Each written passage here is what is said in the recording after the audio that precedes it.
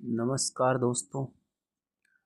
आज हम fourth grade scrutiny form के बारे में डिटेल्स जानेंगे, इसको स्टेप बाय स्टेप कि इसको कैसे भरना है। आप अपने मोबाइल से या कंप्यूटर, पीसी, लैपटॉप किसी से भी 10 मिनट में फॉर्म भर सकते हो। इसके लिए आपको कहीं भी दूसरी जगह जाके पे करने की ज़रूरत नहीं है। तो आप स्टेप बाय स्टेप हम इसको फॉर्म भरने कैसे भरें ये जानेंगे। सबसे पहले आपको अपनी SSO ID लॉगिन करनी है। जैसे ही आप SSO ID लॉगिन करोगे,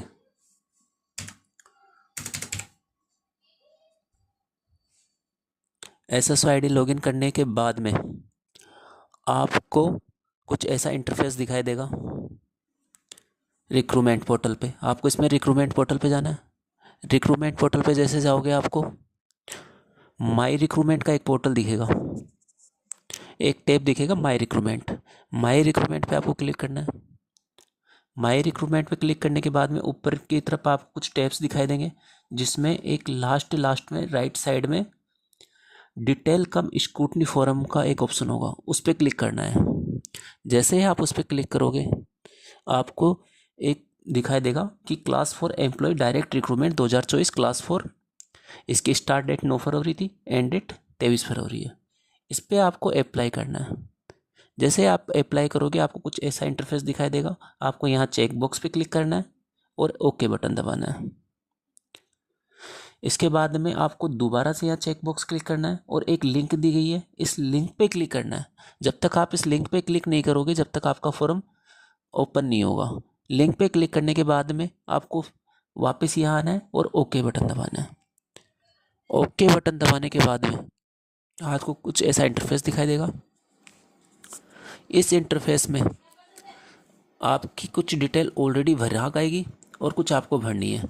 जैसे आपके रोल नंबर ऑटोमेटिक इसमें आएंगे, आवेदन क्रमांक इसमें आएंगे, मेरिट क्रमांक ये आपको नहीं भरना, ये अंतिम परिणाम हेतु अपने आप वहाँ पे भरा जाएगा। ये विज्ञापन संख्या है, पद कोड क्रम संख्या आपको नहीं भरनी है, ना ही आपको पद नाम भरना है। विभाग का नाम अपने आप आएगा। आपको आवेदक का नाम पूरा हिंदी में लिखना है। इसको लिखने के लिए आपको इस पर क्लिक करना है। जैसे आप क्लिक करोगे कुछ आपको ऐसा कीबोर्ड दिखाई देगा, इस पर आप टाइप कर सकते हो इनके ज़रिए। जैसे आप टाइप करोगे स्पेस देने के लिए ये है, और पूरा नाम टाइप करने के बाद में एक्सेप्ट दबाना है। ठीक है। उसके बाद में आपको अपने पिता का नाम हिंदी में भरना है। इंग्लिश में ऑटोमेटिक इसमें पहले से ही फील्ड आएगा, आपको हिंदी में भरना है। वैसे ही जैसे आपने अपना नाम भरा वैसे आपका पिता का नाम भर के एक्सेप्ट करना है। उसके बाद में माता का नाम भर के एक्सेप्ट करना है। उसके बाद में आपकी जन्म दिनांक इसमें ऑटोमेटिक आएगी और एक डेट आएगी 1 जनवरी 2026 को आपकी कितनी है। इस डेट को आप नोट कर लेना, क्योंकि ये डेट आपके अटेस्टेशन फॉर्म में भी भरा आएगी और बाद जब अपन ये फॉर्म ऑनलाइन अटेस्टेशन फॉर्म भरेंगे उसमें भी डिटेल भरी आएगी। तो आपको अटेस्टेशन फॉर्म में ये डेट भरनी है। एक भाई आप 1 जनवरी 2026 को कितने साल के हो गए थे। उसके बाद में नागरिकता का अपने आप भराएगा। आरक्षण वर्ग आपकी जो कैटेगरी है वो अपने आप इसमें आएगी। उसके बाद में आपको आगे चलना है। इसमें रिलीजन वगैरह सब कंप्लीट भरा का आएगा। वैवाहिक स्थिति आप विवाहित है तो इसमें अपने आप आएगा। अगर आप विवाहित हैं तो आपको अपने पति या पत्नी का नाम भरना है। उसकी विवाह की तिथि भरनी है, विवाह का स्थान भरना है, पंजीयन संख्या भरनी है, पंजीयन स्थान भरना है और पंजीयन अधिकारी कौन सा था वो भरना है। उसके बाद में mobile number, email ID automatic इसमें भरा आएगी। उसके बाद में आपको अपना आधार नंबर डालना है।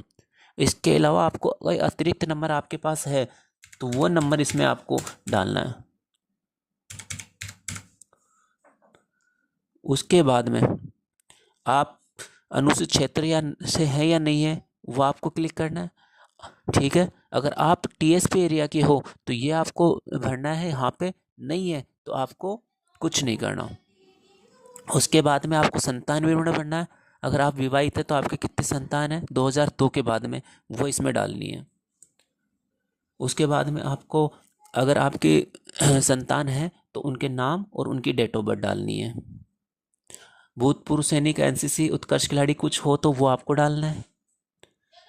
उसके बाद में सेवारत कर्मचारी आप हैं तो वो चीज़ भरनी है, नहीं तो इसको खाली छोड़ना है।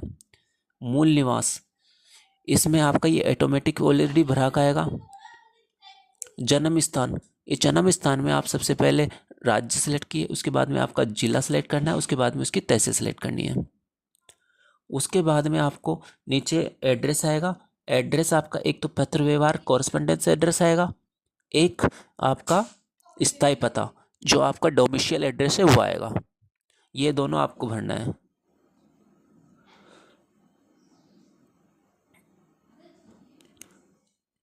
टाइप करने के लिए आप इस कीबोर्ड का इस्तेमाल कर सकते हो। जैसे आपको कुछ उदाहरण लिखना है, ध र और न, ठीक है। उसके बाद में एक्सेप्ट दबा दीजिए। उसके बाद में आपको अपना पिन कोड डिस्ट्रिक्ट सब सेलेक्ट करके नीचे की राइट साइड में एक सेव एंड नेक्स्ट का ऑप्शन बटन आता है, उस पर क्लिक करना है। जैसे ही आप सेव एंड नेक्स्ट पे क्लिक करोगे आपका फॉर्म सेकंड नंबर के स्टेप पे चला जाएगा। लोग बाग सबसे ज़्यादा गलती सेकंड नंबर पोर्शन पे कर रहे हैं, तो इसको ध्यान से देखिए। लोग बाग क्या कर रहे हैं, यहाँ पे 10th 12th की डिटेल यहाँ तक भरते हैं और आगे चल जाते हैं। जबकि दोस्तों इसमें आप थोड़ा नीचे लीजिए, स्क्रॉल कीजिए, आपको एक स्क्रॉल करने का ऑप्शन यह भी दिखाई देगा। ये इसको आप इधर करोगे तो आपको यहाँ पूरी डिटेल आएगी। जैसे आपको जिसमें आपको अपनी मार्कशीट वगैरह भी अपलोड करनी है। अब ये भरना कैसे ये देख लीजिए। थोड़ा सा नीचे कीजिए और वापस स्क्रॉल करके शुरुआत में लेके आइए। अब इसमें आपकी 10th की डिटेल और 12th की डिटेल वो आपको भरनी है। बोर्ड कौन सा है, ऐच्छिक सब्जेक्ट क्या थे आपके, कौन से साल में आपने पास किए, आपके रोल नंबर क्या है, रिजल्ट टाइप में आपकी परसेंटेज बेस पे था, CGPA बेस पे था, किस चीज़ पे था।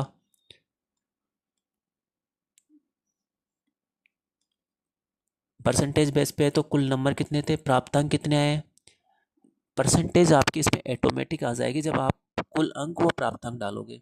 उसके बाद में कोर्स की अवधि कितनी है आपकी महीनों में वो डालनी है, और आपका रिजल्ट किस दिन डिक्लेयर हुआ वो डेट डालनी है इसमें। उसके बाद में आपको अपने डॉक्यूमेंट्स अपलोड करने हैं।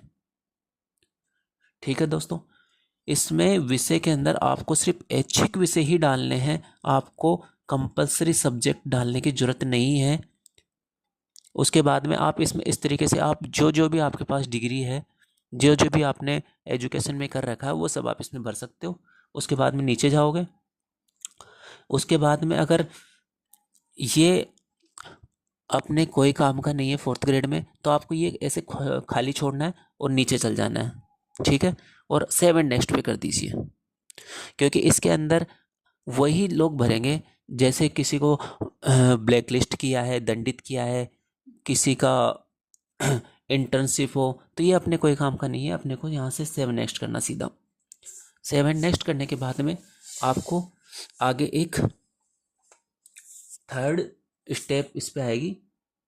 थर्ड स्टेप होगी एक्सपीरियंस डिटेल की।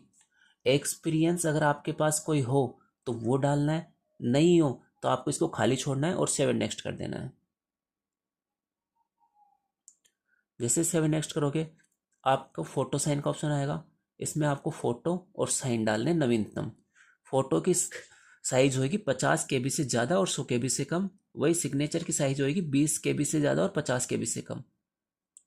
इसके बाद में आपको सेव नेक्स्ट करना है। सेव नेक्स्ट करने के बाद में आपको एक चेक लिस्ट का ऑप्शन आएगा।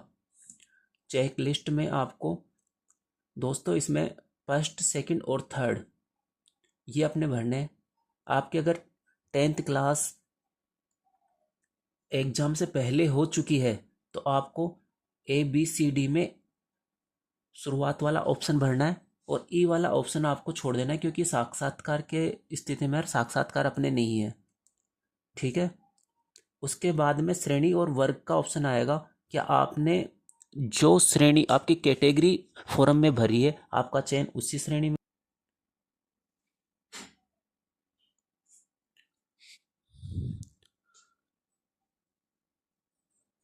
आरक्षित श्रेणी वगैरह का डिटेल इसमें डालनी है। यदि आवेदन पर आप प्रवेश पत्र पर अंकित श्रेणी में उसमें चयन हुआ है या दूसरे में हुआ वो यहाँ पे क्लिक करना है। आपकी जाति क्या आरक्षित श्रेणी में आपके आवेदन करने से पहले आ गई थी या बाद में आई है वो यहाँ पे करना है। ये आपको पढ़ पढ़ के अपना भरना है। आप TSP एरिया से हो या नहीं हो वो चीज़, यदि आरक्षित श्रेणी का है और उसका जन्म राजस्थान से बाहर हुआ है, ठीक है, तो आपको इस पर क्लिक करना है, नहीं तो इसको छोड़ना है और नीचे आना है।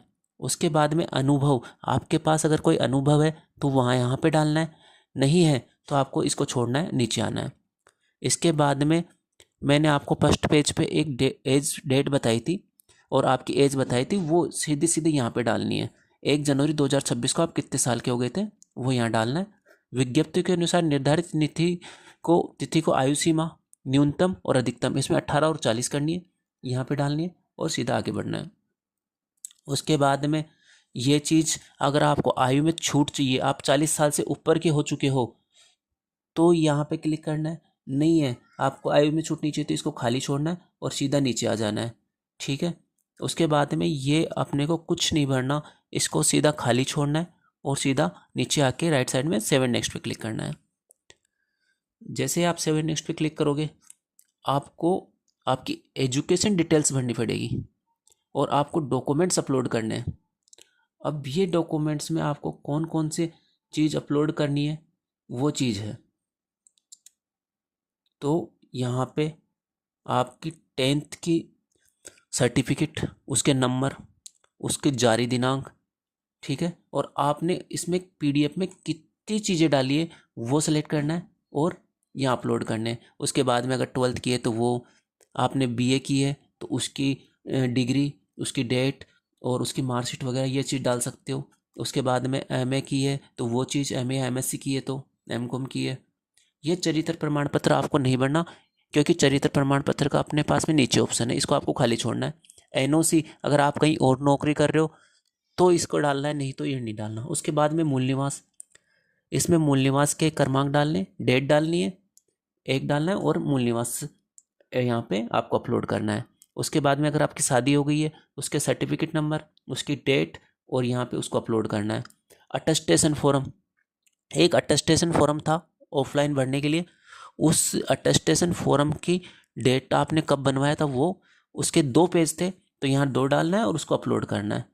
उसके बाद में अगर आपकी 2.5 लाख से आय कम है तो उसका प्रमाण पत्र आपको डालना है और उसको अपलोड करना है। आपने अगर कोई डिप्लोमा वगैरह कुछ किया है तो वो चीज़ डालनी है। आपने अगर कोई स्पोर्ट्स पर्सन का किया है तो वो डालना है।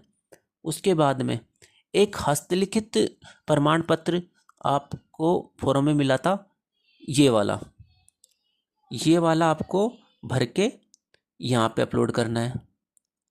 उसके बाद में एक शपथ पत्र में आपको संविधान संबंधी एक शपथ पत्र था, वो चीज़ इसमें डालनी है।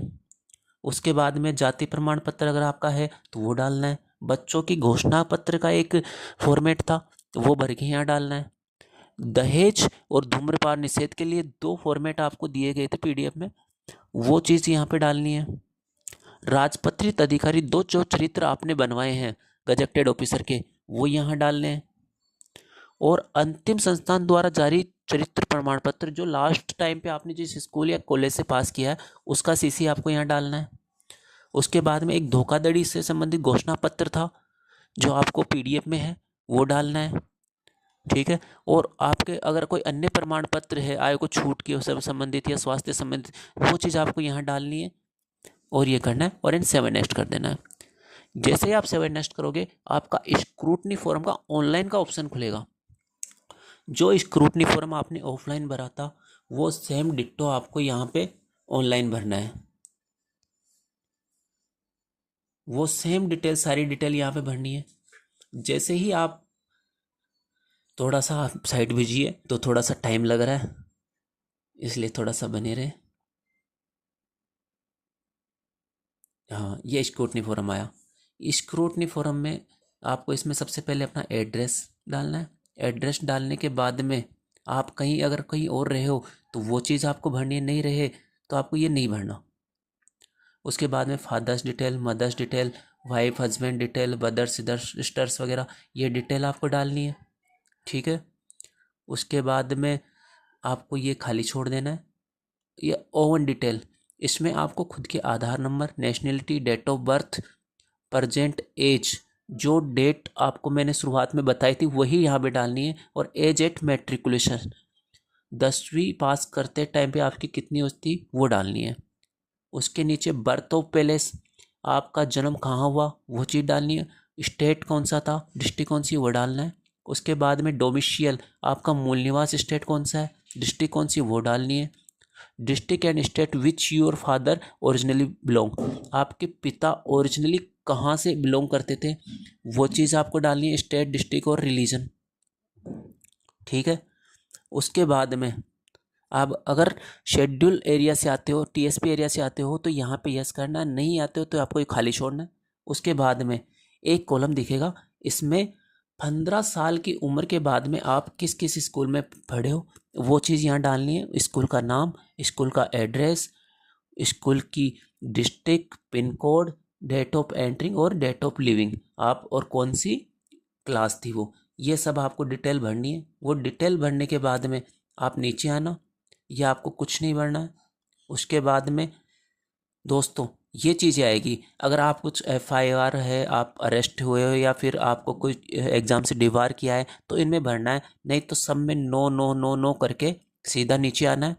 इसके नीचे लास्ट में 2% के नाम भरने जो आपको अच्छे से जानते हो और आप ज़रूरत पड़ने पर यह गवाही दे सके कि आप इस भर्ती के लिए योग्य हैं और आप अच्छे इंसान हैं। तो दो कोई भी गजेटेड ऑफिसर हो या फिर किसी भी पर्सन के आप नाम यहाँ पे भर मेंशन कर सकते हो जो आपको अच्छे से जानते हो।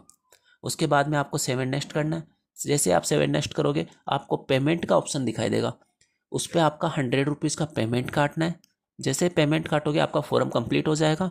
फॉर्म कंप्लीट होने के बाद में आपको उसका प्रिंट निकाल लेना, और प्रिंट ज़रूर निकाल लेना है क्योंकि ये प्रिंट डॉक्यूमेंट्स वेरिफिकेशन में आपके काम आएगा।